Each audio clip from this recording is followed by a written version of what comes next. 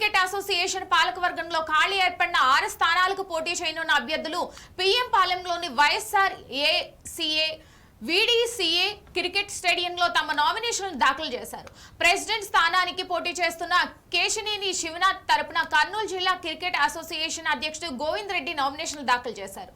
అదేవిధంగా Venkata Prasad vice president గా సానా సతీష్ బాబు, సెక్రటరీగా విష్ణుకుమార్ రాజు, జాయింట్ సెక్రటరీగా నామినేషన్లు చేశారు. పోటీ చేస్తున్న అభ్యర్థుల నుంచి ACA electoral officer Nimmagadda Ramesh Kumar తరపున న్యాయవాది అశ్విన్ కుమార్ నామినేషన్లు స్వీకరించారు.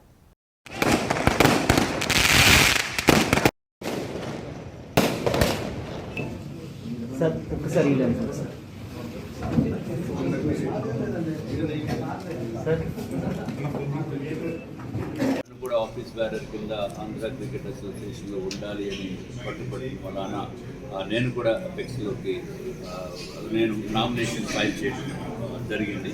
అలాగే నేను విశాఖపట్నం క్రికెట్ నుంచి దీంతో కట్టింది మనకు డెఫినెట్గా మంచి ఆంధ్రకి